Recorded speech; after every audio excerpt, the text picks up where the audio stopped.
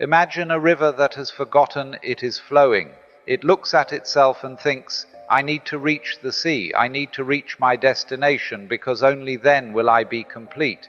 But the river does not realize that every bend, every eddy, every reflection of the sun on its surface is already the dance of the ocean itself. So it is with the human spirit. From the beginning, life was a living stream, pulsing within us. But at some point in history, something happened.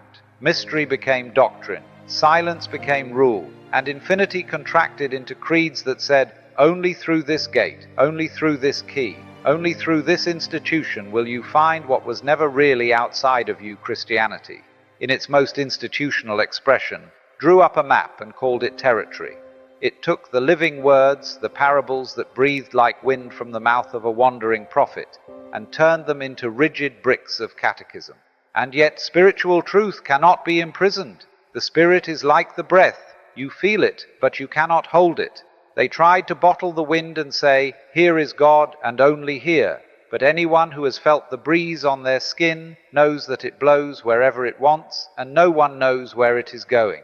The paradox is this. The religion that was born of a master who spoke of the kingdom of heaven as something that was already within each person ended up saying that this same kingdom was the private property of the church, locked behind invisible walls. And so it was that, little by little, spirituality became moralism, living experience became compulsory belief, and ecstasy became obedience. Institutional Christianity denied spirituality not by rejecting it directly, but by freezing it in dogma, by taming the untamable, by trying to put the whole sea inside a golden cup and call it truth. And yet the human heart still beats. Even in the quietest cathedrals, even under the weight of raised crosses, there is still an echo. It says, it is not about believing in something outside, but about awakening to what already vibrates within you. Because spirituality is not a theory about God, it is wonder at existence. It is not obeying commandments like someone following orders from a general, but realizing that every moment is a sacrament. Think about time. We were told that life was a waiting room, that the present world is just a rehearsal, and that true reality will come later, in heaven or hell. But notice the hidden trick. By pushing the sacred into the future, the sanctity of the present was stolen. The butterfly that flits by, a child's laughter, the wind in the trees, all of this has been declared secondary. And so we have become exiles from our own lives, beggars of an eternity that was already vibrating in the here and now. The denial of spirituality was not only theological, it was existential. It was the denial of the flesh, of the body, of desire, of dance.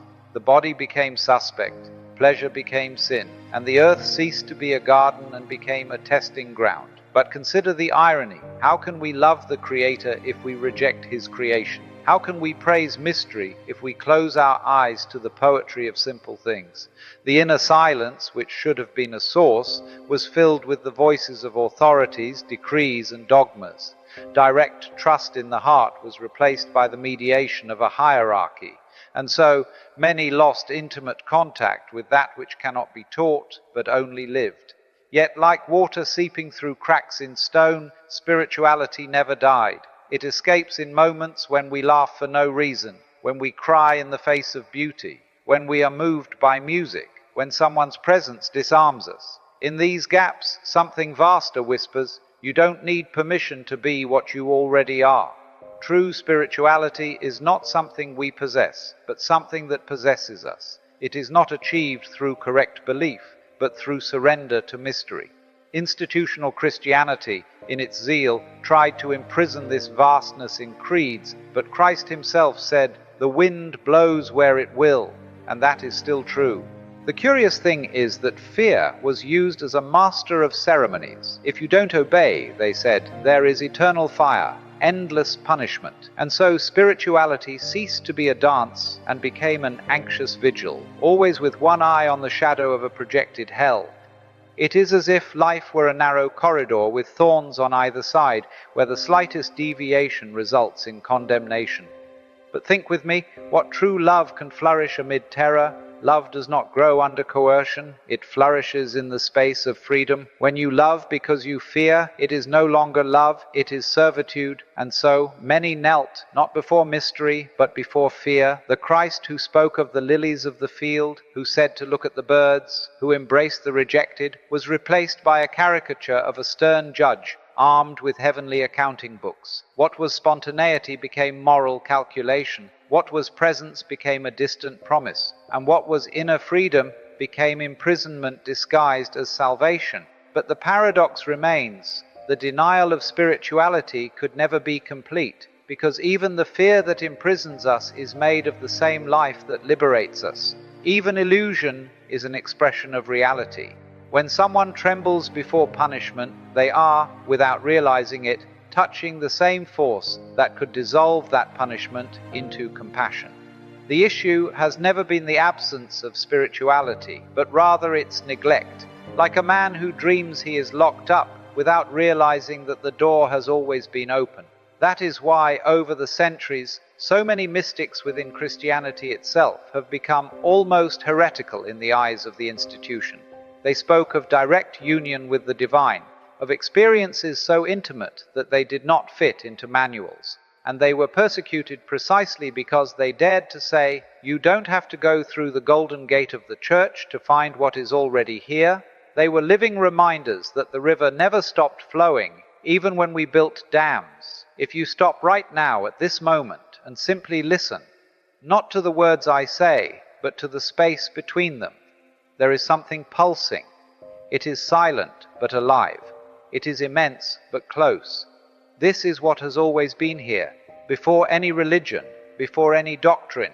This is what has been called spirit, or eternity, or God. But see how the name doesn't matter, for when you name it too much, you lose intimacy.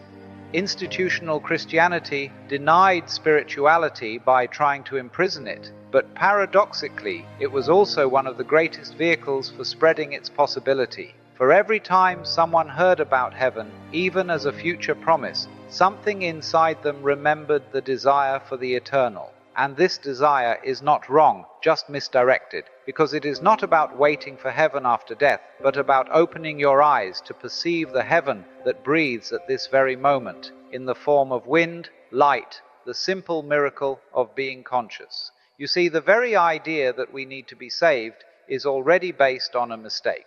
Saved from what? From what we already are. The problem is not in reality, but in the illusion that weaves veils over it. The ego, so dear and so fragile, is the one that fears its own dissolution. That is why it clings to creeds, structures, promises. But when the ego falls apart, what remains is only life in its fullness, not as something we possess, but as that which has always possessed us. The denial of spirituality did not destroy spirituality. It only hid it behind layers of fear, rules, and authority, like clouds that cover the sun without ever being able to extinguish it. Therefore, even in the darkness of the most severe doctrines, the light still shines through, and human beings, in their infinite curiosity, continue to seek, to question, to feel that perhaps there is more. And it is in this maybe that everything opens up, for all it takes is a crack, a moment of silence, a pause in the internal discourse, for the sacred to reveal itself not as an answer, but as a presence. What was denied by the institution could never be denied by life. With each breath, spirituality insinuates itself. With each heartbeat, it announces itself. And then the question arises, how could something so obvious be so overlooked? Perhaps because we were looking too far away. We searched the sky, when it was always in the simple act of feeling the earth beneath our feet. We waited for words from prophets when the truth whispered in the sound of the wind. We wanted guarantees of salvation when we were already inseparable from what we call divine. But you see, forgetting is also part of the game. For how could we awaken if there were no dreams? How could we feel the fullness of return if we had never felt exiled? It is like breathing. We need to exhale in order to inhale again. The very denial of spirituality was, in a sense, the sigh of forgetfulness necessary for humanity to be surprised by memory again at some point. And there is no memory more vivid than that which arises after emptiness. When a religion declares, "This world is not enough, wait for the next one," it inadvertently plants a seed. That seed grows as restlessness, as thirst, as a premonition that perhaps the eternal is not ahead, but already here. And in each generation, a few dare to ask, what if it is now? That now is the crack that breaks the shell. It is the spark that reveals that paradise was never a place, but a state of presence. See how paradoxical life is. Institutional Christianity denied spirituality by projecting it beyond, but in doing so, it provoked in many the need to look beyond the walls of the church itself. Denial turned into invitation, prohibition became provocation, and so from the imposed silence, rebellious voices were born, and from the projected shadows, inner lights emerged. Time, for example, has been hijacked. They said, true time will begin after death. Eternity will only come in the future. But what is eternity if not the absence of time? And where is the absence of time if not in this very moment, where past and future dissolve? By waiting for something to come, we forget that we are already immersed in timelessness. It's like someone waiting for the moon without realizing that it is already shining above their head. The ego loves this story because the ego is always a project for tomorrow. It says, I'm not enough yet, but I will be if I obey, if I believe, if I sacrifice myself.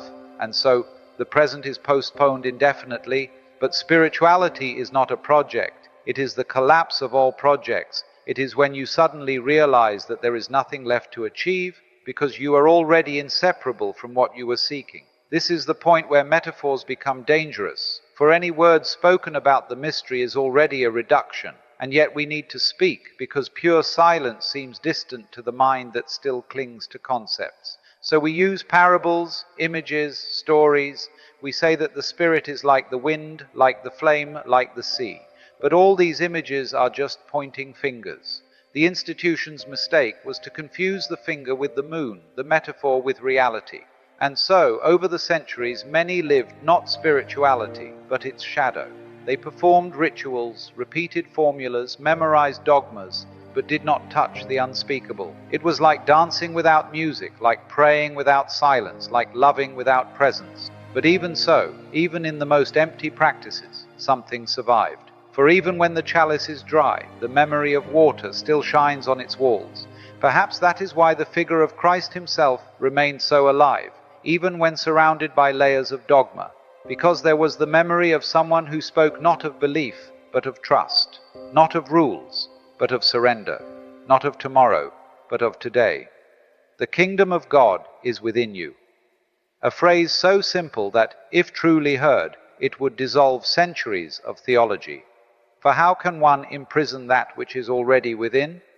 How can one monopolize that which has always been available to all? The spirituality that was denied by religion did not disappear, it just disguised itself. It is in the interstices, in the moments when logic fails, in the seconds when the heart opens for no reason. It is in direct, raw, untamed experience. That is why so many felt more spirituality watching the sunset than during hours of sermons. That is why tears fall before music and not before decrees. Real life always wins, even when they try to cover it up with veils. And here is the final paradox. Even denial was an expression of spirituality itself, because everything, including error, is part of the dance. The church that tried to control the spirit was also the stage on which the spirit rebelled, on which seekers rose up, on which mystics dared to speak the unspeakable. It's all part of the cosmic game of forgetting and remembering, imprisonment and liberation. The mystery is that nothing was really lost. Spirituality was not destroyed, only covered up by words, dogmas, and fears. But life, with its infinite patience, always finds a way to break through the walls. Just as a plant sprouts from cracks in the concrete, the spirit flourishes even where everything seemed hardened. And perhaps it is precisely in this tension that it shows itself to be strongest. When it seems suffocated, that is when it breaks through and breathes. Institutional Christianity said, you need us to reach God. But life itself responds, you are already in God now, even if you don't believe it, even if you doubt it, even if you run away. because there is no way to leave the ocean when you are already made of water. That was the great irony. We spent centuries trying to return to what we never left. It's like a fish searching for the sea, swimming desperately, without realizing that every movement of its tail is already the sea in action. And the ego enjoys this. It likes the search, because the search gives it time, importance, purpose. The ego doesn't know what to do with simple presence. The now is too small for it, too humble. It needs epic narratives, heaven, hell, salvation, damnation. It needs the cosmic stage to feel relevant. But the spirit doesn't need that. The spirit is in a child's laughter, in the curve of a leaf, in the breeze that enters through the window without asking permission. It doesn't need to be grandiose, because it is already infinite in detail. See how fear was the most effective tool. The threat of hell became a leash to hold millions. But ask yourself, what is more frightening, eternal fire or the possibility that there is nothing to fear? Because if there is nothing to fear, if there is no punishment or reward, then we are free. And freedom is what frightens the ego the most. The freedom to have no excuses, to blame no one, to simply be who you are. The spirituality that has been denied is precisely this freedom. The freedom to feel, to love, to make mistakes, to laugh, to die. The freedom not to know. But institutions don't know how to deal with this, because freedom cannot be controlled.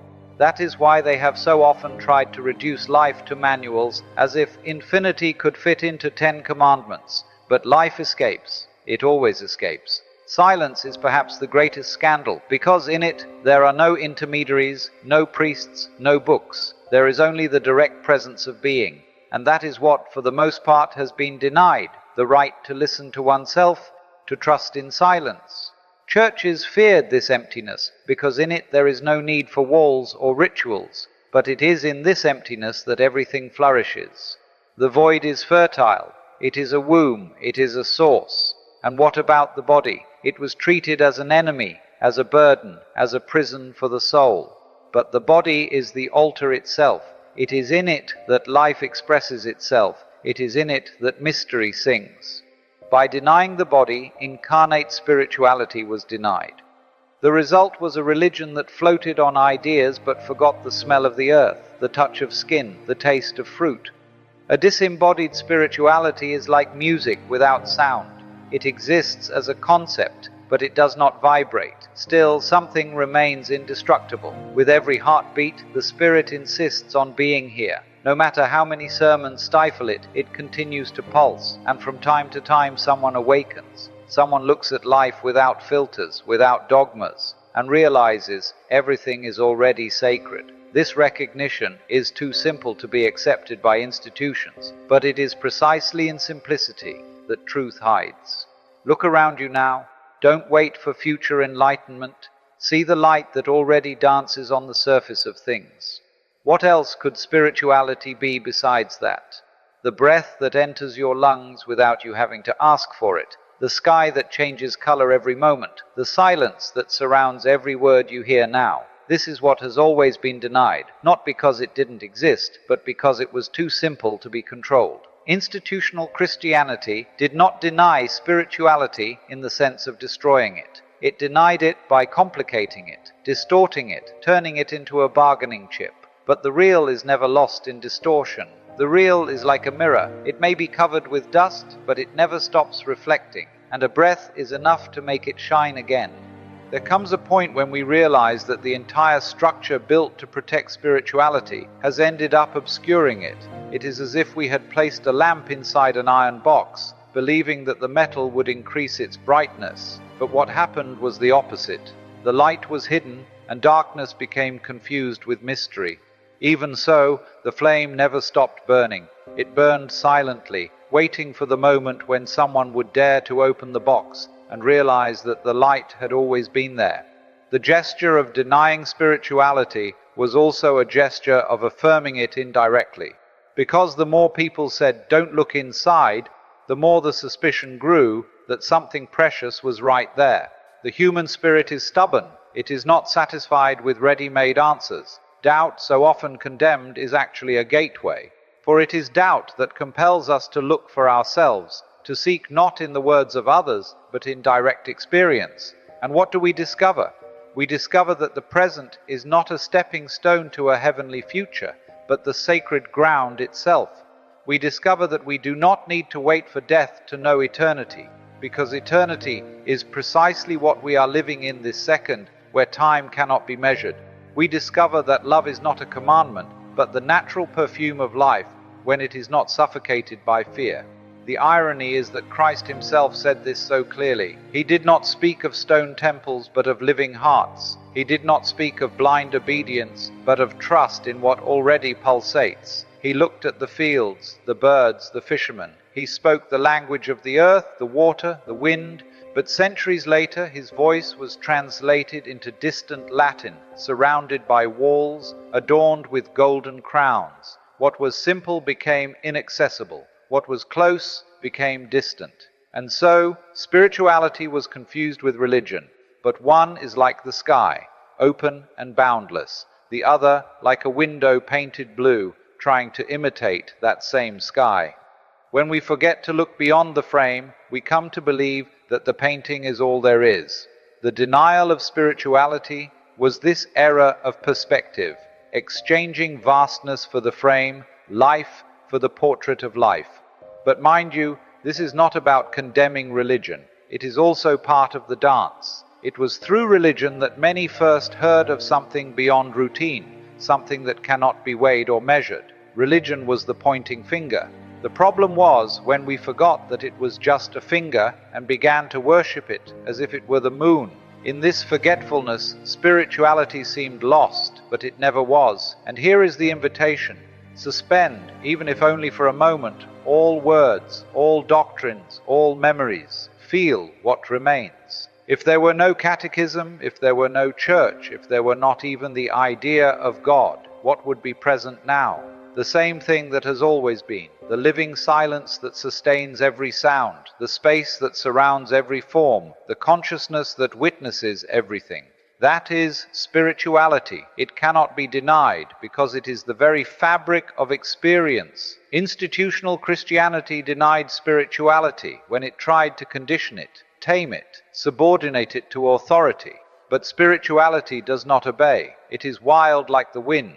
You can build walls, but the wind always finds a way. It seeps through cracks, blows through ruins, carries seeds away. So it is with the Spirit. You can try to contain it in dogmas, but it always manifests itself where you least expect it, in laughter, in love, in pain, in death. And then we realize that even death, so often used as a threat, is just another face of mystery. They denied spirituality by painting death as an enemy, when it is only transition, dissolution, return. There is nothing to fear in what we have always been. Death steals nothing, it only returns. Fear of death is an invention of the ego which believes itself to be separate. But when we realize that there is no separation, death loses its poison. It becomes part of the greater breath, the exhalation that prepares the inhalation. What has been denied cannot be lost. It can be forgotten, distorted, hidden, but not destroyed. Because spirituality is not an object, it is the very basis of reality. And that is why, despite centuries of dogma, it continues to resurface. It resurfaces in the arts, in science, in philosophy, in poetry, in every human attempt to touch the untouchable.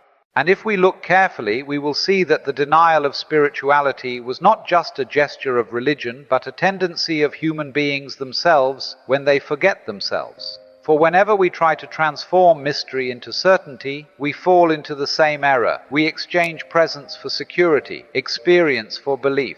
And perhaps this is the true original sin, not a transgression committed at the beginning of time, but the recurring temptation to believe that we know, when the invitation of life is precisely not to know.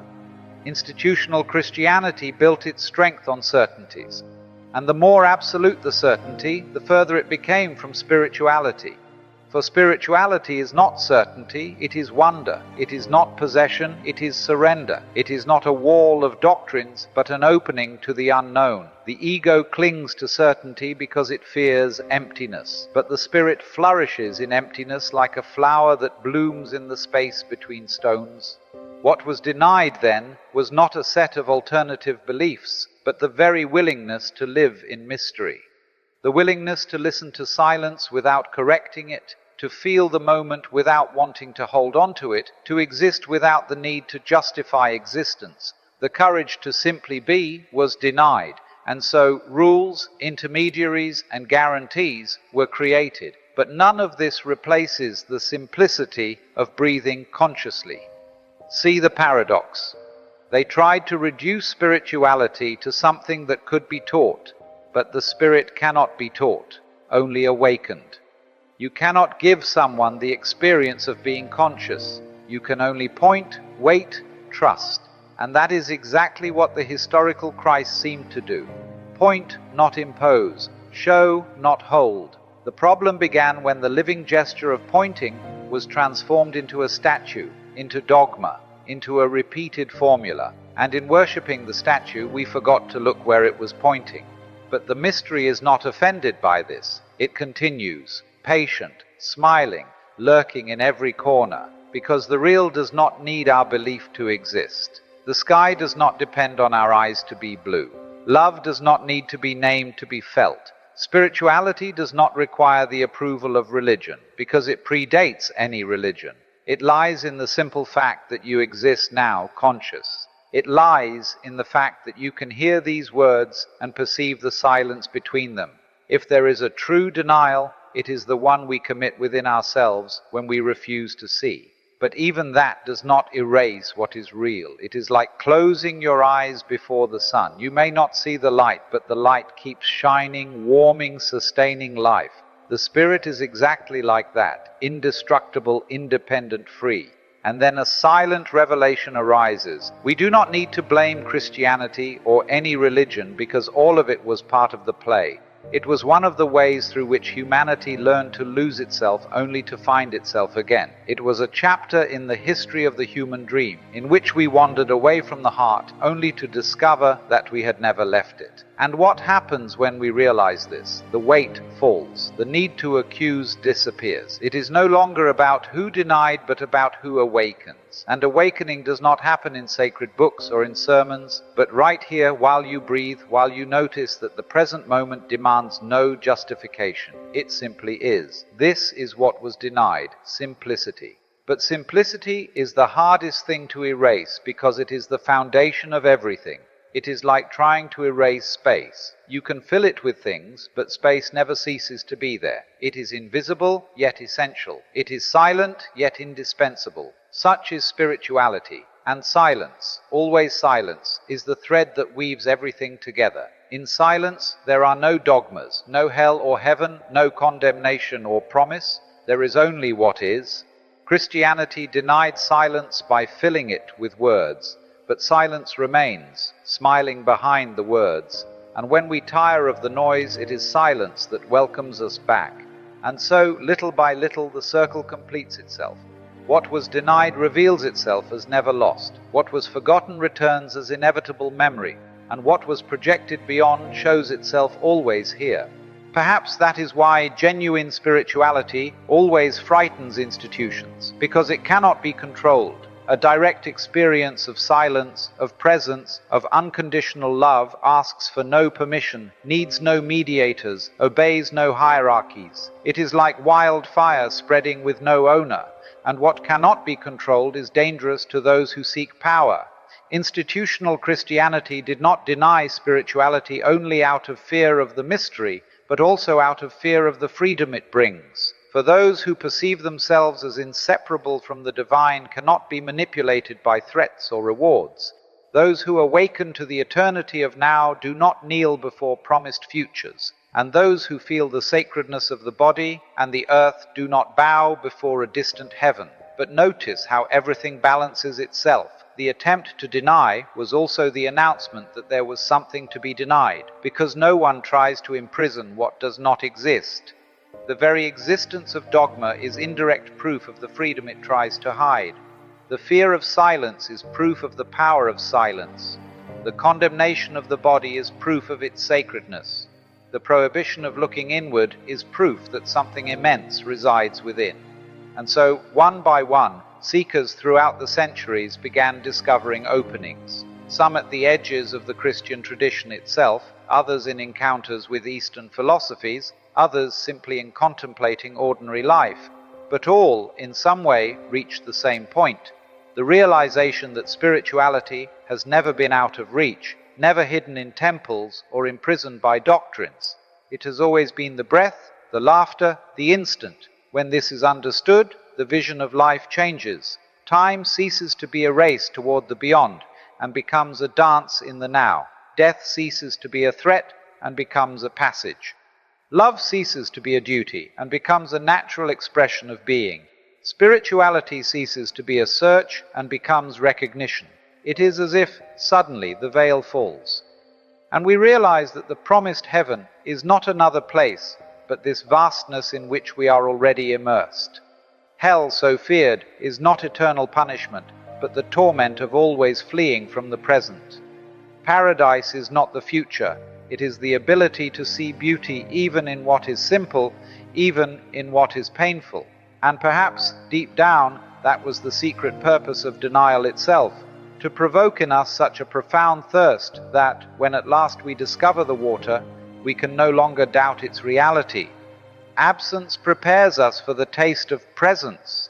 Forgetfulness prepares us for the intensity of remembrance. This is the cosmic game: to hide in order to be found. The divine plays at disguising itself as dogma, as fear, as moralism, only so that we may cross through these layers and laugh, in the end, realizing we were never separate.